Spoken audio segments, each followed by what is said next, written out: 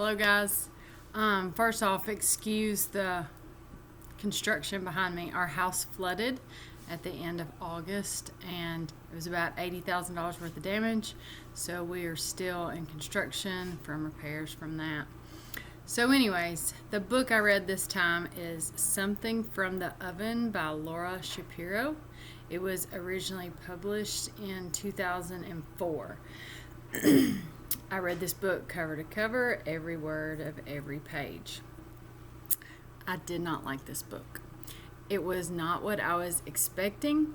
I have a family of 5 total, my husband and I and 3 children, and I cook a lot. So I picked this book thinking that it would be very interesting to me about the change over that happened in the 50s from fresh food out of the garden to convenience foods. That was touched upon, but primarily this book was about people that I did not know, foods I had never heard of, and kind of like the history about, like one interesting thing that I did learn is that Betty Crocker was not an actual person. That was made up just for publicity. So, I mean, there was tidbits like that were interesting to me, but mostly it was hard to read because there was a lot of French foods I had never heard of, and she used a lot of big words that it was just hard to follow, hard to read. How I would use this in a lesson plan. So the most interesting part of the book was about one of the main characters, Poppy Cannon. I had never heard of Poppy Cannon, but the book proceeds to tell us that Poppy Cannon had an affair with Walter White. And I was like, Walter White, that name sounds familiar. This was not Walter White from Breaking Bad. This was Walter White, who was an American civil rights activist who was a leader of the NAACP.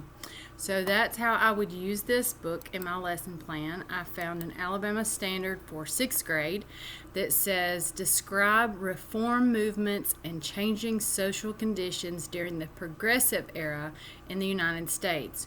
And then below that, with the emphasis on recognizing goals of the early civil rights movement and the purpose of the National Association for the Advancement of Colored People, also known as the NAACP.